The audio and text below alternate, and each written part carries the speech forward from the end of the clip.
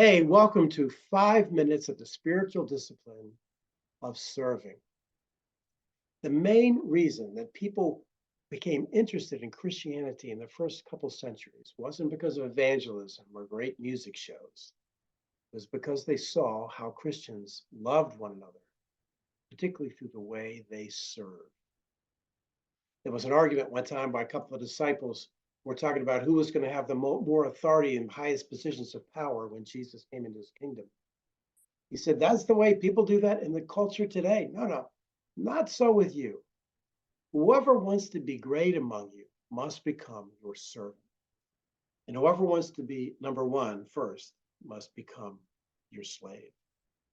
For just as the Son of Man came not to be served, but to serve and to give his life as a ransom for many. The second story is one that you know really well. It's what takes place during Maundy Thursday. Here it is, Jesus understanding the timing and what was about to happen. It says, having loved his own who were in the world, he loved them to the end. And there they were at the meal. And the devil, it says, had already prompted Judas to betray Jesus. And Jesus knew exactly who he was, that he was come from God, he was returning to God. It says he got up from his meal, took off his outer clothing, like a sport jacket, say, and wrapped a towel around his waist. After that, he poured water into a basin and began to wash his disciples' feet, drying them with the towel that was wrapped around him. They were speechless because here he is. You know, another word for rabbi in those days was master. And clearly, he was supposed to be the top guy. And the top guy had become the lowest guy. He showed them his love, not by writing them cards or telling them poems of his love to them. He showed them his love by what he did. And what he did was he served them. He served them. Jesus' example of what God is most like is that God's kind of love is the love that serves.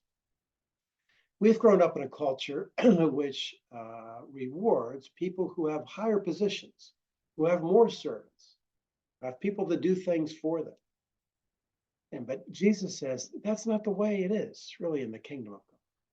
Serving is the number one attribute. It's the way we express our love.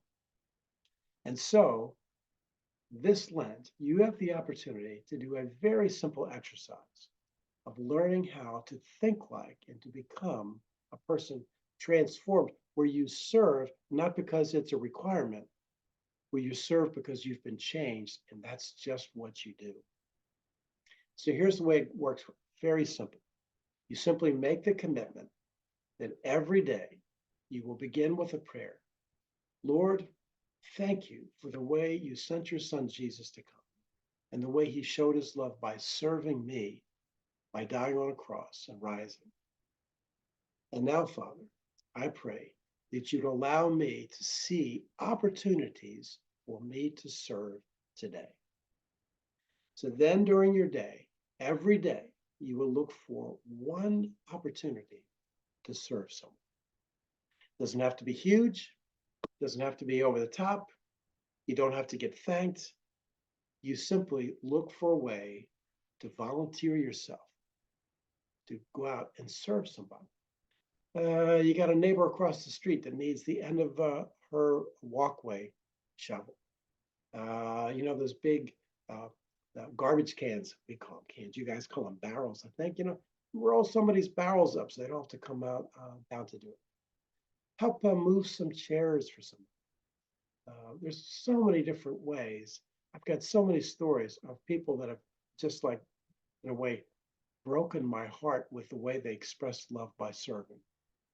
So all you have to do though is simply to get up, pray that prayer, make yourself aware that when you get into the room, the person most likely to do the hard job, the one to serve, is going to be you. At Trinity, we have so many people who are great at this. I mean, we have people who are just fantastic at this. So much so that it's hard sometimes to serve because these folks jump in the way and they're like, oh, no, I got that. It's just what they do. It's not because they're trying to achieve something. It's just who they are. That's the goal, to become that, so that becomes who you are, a servant.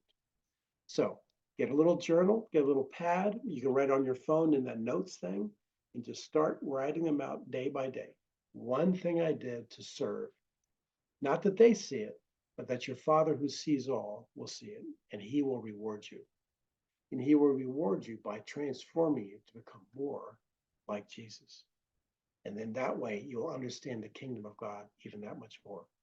So God bless you as you go out and volunteer to go out there and to love and serve the Lord.